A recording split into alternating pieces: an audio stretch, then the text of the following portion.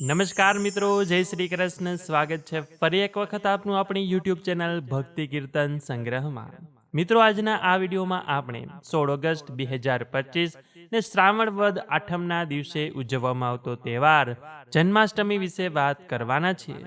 આ વ્રતનું મહાત્મય, વ્રતની વિધિ અને વ્રતની કથા સાંભળીશું. કૃષ્ણ જન્મ કથા સાંભળીશું તથા આ દિવસે કૃષ્ણ ભગવાનની કેવી રીતે પૂજા થાય. તો બોલીએ શ્રી કૃષ્ણ કનૈયા લાલ કી જય. મથુરામાં રાજા ઉગ્રસેન રાજ કરતા હતા. તેમની રાણીનું નામ પવન રેખા હતું. એક દિવસ તેઓ પોતાની સખીઓ સાથે વન વિહાર કરવા ગયા હતા. ત્યાં દુમિલક નામનો રાક્ષસ આવ્યો અને તેણે રાજા ઉગ્રસેનનું માયાવી રૂપ ધારણ કરીને રાણી સાથે આનંદ માણ્યો. રાણી આ વાત સમજી શક્યા નહીં અને તેમને ગર્ભ રહ્યો. આ ગર્ભમાં કાલનેમી નામના રાક્ષસે પ્રવેશ કર્યો અને 9 માસે રાણીને એક પુત્રનો જન્મ થયો, જેનું નામ કંસ રાખવામાં આવ્યું. કંસ જન્મથી જ રાક્ષસી લક્ષણો ધરાવતો હતો. કંસના કાકા દેવક હતા કે જેને દેવકી નામની એક પુત્ર હતી. કંસે તેને ઉછેરીને મોટી કરી અને દેવકીના લગ્ન યાદવ કુળના વસુદેવ સાથે ધામધૂમથી થયા. કંસ પોતાની બહેનને વળાવવા માટે પોતે રથ હાંકી રહ્યો હતો.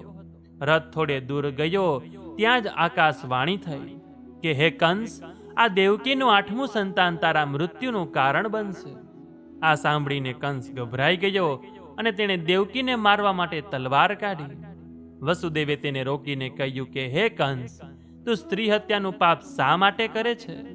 જો તને દેવકીના સંતાનોનો ડર હોય તો હું તને મારા બધા જ સંતાનો જન્મતા જ આપી દઈશ. વસુદેવની સત્યવાદિતા પર વિશ્વાસ રાખીને કંસે તેમને મારવાનું ટાળ્યું, પરંતુ વસુદેવ અને દેવકીને કારાગૃહમાં પૂરી દીધા. પોતાના પિતા ઉગ્રસેનને પણ ગાદી પરથી હટાવીને કેદ કરી દીધા અને પોતે રાજા બની ગયો. થોડા સમયમાં દેવકીને પ્રથમ પુત્ર થયો કે જેને કંસે નિર્દયતાથી મારી નાખ્યો. આ રીતે તેણે એક પછી એક 6 પુત્રોનો વધ કર્યો છે. તે સમયે પૃથ્વી પર દૈત્યોનો ત્રાસ વધી ગયો હતો કે જેનાથી કંટાળીને પૃથ્વી દેવી બ્રહ્માજી પાસે ગઈ અને બધા દેવો ભેગા થઈને પૃથ્વીને આશ્વાસન આપ્યું અને સ્વયં અવતાર લેવાનું નક્કી કર્યું. દેવાંગનાઓ ગોપીઓ બની અને દેવો ગોવાળિયા બન્યા. દેવકીજી 7મી વાર સગર્ભા થયા.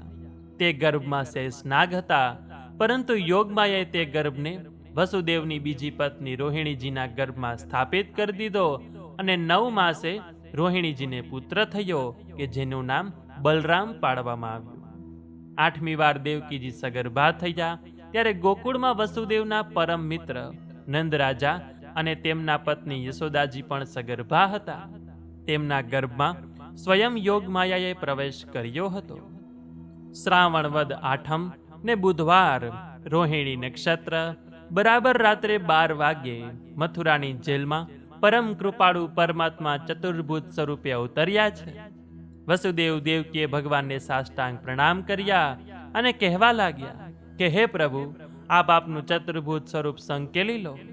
ત્યારે ભગવાન કહે છે કે હે વસુદેવ દેવકી, 3 જન્મથી તમે મારી આરાધના કરતા હતા.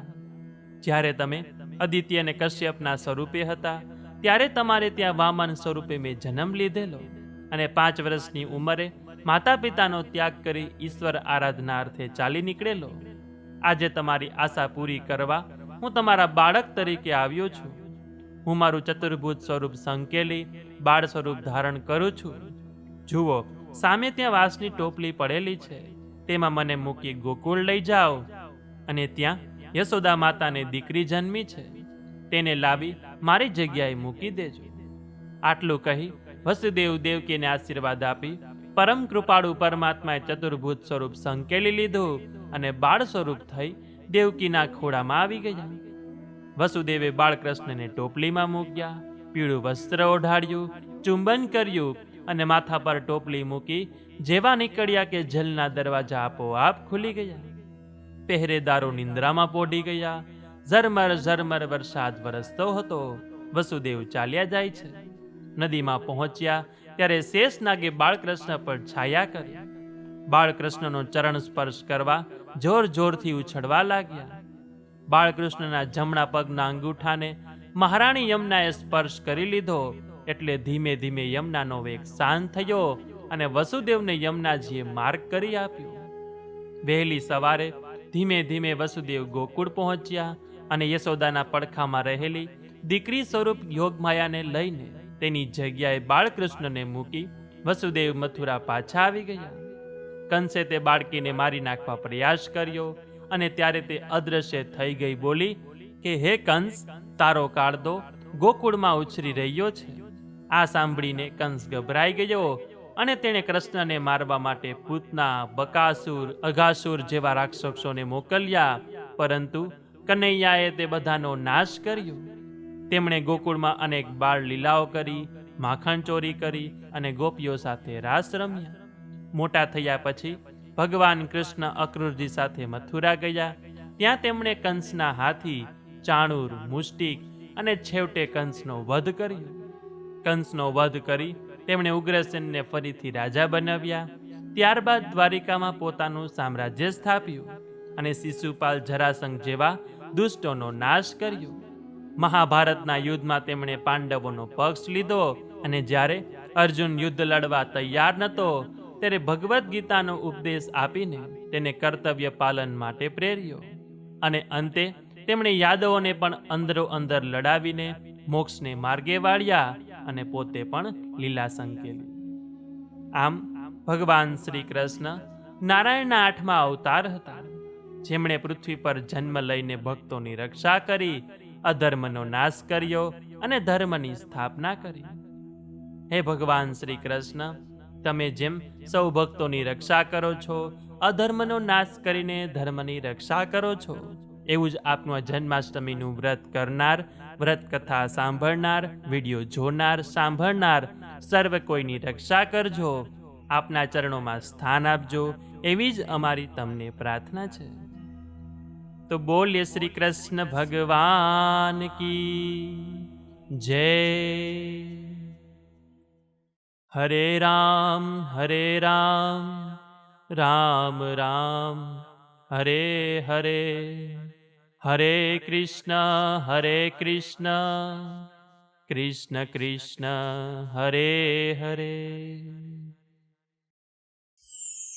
મિત્રો, જન્માષ્ટમીના જો આપણે મહાત્મ્ય વિશે વાત કરીએ તો કહેવાય છે કે એક વખત ધર્મરાજ યુધિષ્ઠિરે ભગવાન શ્રી કૃષ્ણને પૂછ્યું કે હે દેવકી નંદન, જન્માષ્ટમીનું વ્રત કરવાથી શું લાભ થાય તે કૃપા કરીને મને જણાવો.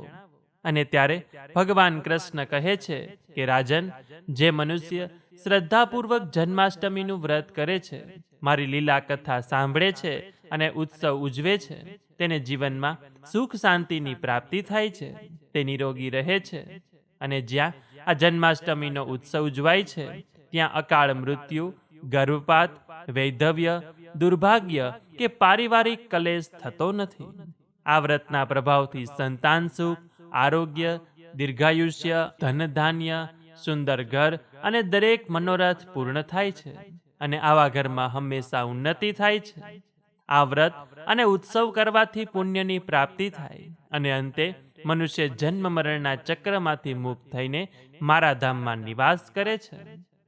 ભગવાન શ્રી કૃષ્ણના મુખેથી આ મહિમા સાંભળીને ધર્મરાજ યુધિષ્ઠિરે ત્યારથી જ દર વર્ષે હસ્તિનાપુરમાં આ મહોત્સવ ઉજવવાનું શરૂ કર્યું અને કહેવાય છે કે ત્યારથી જન્માષ્ટમીનું આ વ્રત અને ભગવાનનો જન્મનો ઉત્સવ મનાવવાની પરંપરા શરૂ થઈ. આ વર્ષે 16 ઓગસ્ટ 2025ને શનિવારે આ જન્માષ્ટમીનો ઉત્સવ ઉજવવામાં આવશે. આ દિવસે વ્રત રાખવામાં આવશે. જે ભક્તો આજે પોતાના ઘરમાં કૃષ્ણ ભગવાનની મૂર્તિની સ્થાપના કરવા ઈચ્છતા હોય, પ્રથમ વખત પોતાના ઘરે લાલો લાવ્યા હોય, લડ્ડુ ગોપાલ લાવ્યા હોય અને ઘરના મંદિરમાં તેની સ્થાપના કરવી હોય તો આજનો ઉત્તમ દિવસ માનવામાં આવ્યો છે. તો જન્માષ્ટમીના દિવસે લડ્ડુ ગોપાલને એક બાજોટ પર વાસણમાં પધરાવવા જોઈએ. ત્યારબાદ તેમને દૂધ, દહીં, ઘી, મધ અને સાકર એમ પંચામૃતથી સ્નાન કરાવવું, ગંગાજળથી સ્નાન કરાવવું, યમુના જળથી અભિષેક કરવો અને અભિષેક કરતી વખતે શંખનો ઉપયોગ કરવો અને ત્યારે મનમાં ને મનમાં શ્રી કૃષ્ણ શરણમ મમ, શ્રી કૃષ્ણ શરણમ મમ બોલવું, અથવા તો જ્યારે આપણે ભગવાનનો શૃંગાર કરતા હોય અને કીર્તન ગાતા હોય તે પણ ગાઈ શકાય. યમુના જળમાં કેસર ઘોળી સ્નાન કરાવું શામળા, હળવે હાથે અંગો ચોડી લાડ લડાવું શામળા. આવી રીતે ભક્તિભાવપૂર્વક ભગવાનને સ્નાન કરાવવાનું અને પછી ભગવાનની મૂર્તિને સ્વચ્છ કરી સુકોમળ વસ્ત્રથી સાફ કરીને તેનો આજે શૃંગાર કરવાનો. ભગવાનને સુંદર વસ્ત્રો વાઘા પહેરાવાના, પીતાંબર પહેરાવાનું, કાનમાં બાલી પહેરાવાની, કલાઈમાં કડા, વાંસળી અને મોરપંખ ધારણ કરાવવાના. ભગવાનને આજે ભોગ લગાવવાનો કે જેમાં ખાસ કરીને માખણ મિશ્રી હોવા જોઈએ કે જે ભગવાનને અતિ પ્રિય છે. આ ઉપરાંત આપના ઘરમાં કોઈ મિષ્ટાન હોય તો તે પણ ભગવાનને ધરાવી શકાય છે, અથવા તો આજે આપ જે ફરાળમાં લેવાના હોય તે પણ ભગવાનને આજે ભોગમાં ધરાવી શકાય છે. આ સિવાય ખાસ કરીને ભગવાનને તુલસીપત્ર અર્પણ કરવાના, ભગવાનના ચરણોમાં મૂકવાના, જે પ્રસાદ ધરાવીએ તેમાં પણ મૂકવાના. અને બીજું એક મહત્વનો પ્રસાદ છે પંજરી, કે જન્માષ્ટમીના દિવસે ખાસ કરીને ભગવાનને ધરાવવામાં આવે છે. આમ તો તે નંદ ઉત્સવના દિવસે તે પ્રસાદી લેવામાં આવે છે, પરંતુ ઘણા લોકો જન્માષ્ટમી ઉપર પણ ભગવાનને ધરાવે છે. આ રીતે ભગવાનને ભોગ ધરાવ્યા બાદ ભગવાનનો સાજ શૃંગાર કરીને, પૂજા કરીને, શુદ્ધ ઘીનો દીપક પ્રગટાવીને, ધૂપબત્તી કરીને ભગવાનની આરતી કરવાની. જો આરતી આવડે તો ગાતા ગાતા કરવાની, અથવા તો માત્ર ઘંટડી વગાડીને પણ ભગવાનની આરતી કરી શકાય. જય પ્રીતમ પ્યારા પ્રભુ, જય પ્રીતમ પ્યારા, દેવકી નંદ દુલારા, દેવકી નંદ દુલારા, જય પ્રીતમ પ્યારા, ઓમ જય પ્રીતમ પ્યારા. આ રીતે ભગવાનની આરતી કરીને થાળ કરવાનો. ગોકુળ ગામના કૃષ્ણ કનૈયા થાળ જમવા આવો ને, ગોકુળ ગામના કૃષ્ણ કનૈયા થાળ જમવા આવો ને. આ રીતે ભાવથી આરતી અને થાળ કરીને ભગવાન સમક્ષ આ વ્રતમાં થયેલી, પૂજા વિધિમાં થયેલી ભૂલચૂકની માફી માંગવાની. કેમ કે જ્યારે આપણે કોઈ વ્રત કરતા હોય, પૂજા કરતા હોય તો કદાચ જાણીએ અજાણીએ આપણાથી ભૂલ થઈ શકે, તો તે ભૂલની ક્ષમા ભગવાન પાસે અવશ્ય રાખવાની. આજના દિવસ થઈ શકે તો ઉપવાસ કરવાનો, ઉપવાસ ન થાય તો ફળાહાર લેવાનો, ફળાહારથી પણ ન થાય તો ફરાળ લઈ શકાય, અથવા તો કોઈ બીમાર વ્યક્તિ હોય, ગર્ભવતી સ્ત્રી હોય, નાના બાળકો હોય તો આજના દિવસે તેઓ એકટાણું પણ કરી શકે છે કે જેમાં લસણ ડુંગળીનું સેવન કરવાનું નહીં. આજના દિવસે આપણા ઘર આસપાસ જ્યાં પણ કૃષ્ણ ભગવાનનું મંદિર હોય ત્યાં જન્માષ્ટમીનો ઉત્સવ ઉજવવામાં આવે છે, તો ત્યાં આજે અચૂક દર્શન કરવા જવું જોઈએ અને જન્માષ્ટમીનો લાવો લેવો જોઈએ. અને જે લોકો બહાર નીકળી શકતા ન હોય, વરસાદ પાણી હોય, તો ઘરે પણ ઘણી જગ્યાએથી ગોકુળ, મથુરા, દ્વારકા, ડાકોરથી લાઈવ દર્શન ભગવાનના કરાવવામાં આવે છે, તો તે દર્શનનો લાવો ઘર બેઠા પણ લેવો જોઈએ. આ સિવાય અમે અમારા વોટ્સએપ ગ્રુપમાં પણ દર્શન કરાવીએ છીએ કે જેમાં પણ આપ દર્શન કરી શકો છો. તો તે દર્શનનો લાવો લેવા માટે અહીંયા જે વોટ્સએપ નંબર લખેલો છે તેના ઉપર આપ અમને જય શ્રી કૃષ્ણ લખીને મોકલી દેજો, એટલે અમે આપને અમારા વોટ્સએપ ગ્રુપમાં એડ કરી દેશું કે જેથી આપ ઘર બેઠા નિત્ય અનેક સ્થળોના દર્શનનો લાવો લઈ શકશો.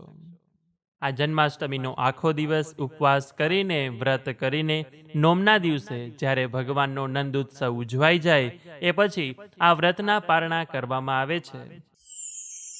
તો મિત્રો, આજના આ વિડીયોમાં આપણે જન્માષ્ટમી વ્રતનો મહિમા, વ્રતની વિધિ અને વ્રતની કથા સાંભળી. આશા છે કે આપ સૌ લોકોએ મારી સાથે સાંભળી હશે, આ 10 મિનિટનો સત્સંગ કર્યો હશે. તો આવી જ રીતે આજના દિવસે જે કૃષ્ણ ભગવાનના પાઠ કરવામાં આવે છે તેનો વિડીયો પણ અમારી ચેનલમાં મૂકેલો છે કે જે પણ આપ અમારી સાથે કરી શકો છો. તો આ સાથે હવે મને રજા આપો. મળીશું ફરીથી એક નવા વિડીયોમાં. ત્યાં સુધી આપ સૌ લોકોને અમારી ચેનલના જય શ્રી કૃષ્ણ. ધન્યવાદ મારી સાથે જોડાઈ રહેવા બદલ. આપ સૌ લોકોનો ખૂબ ખૂબ આભાર.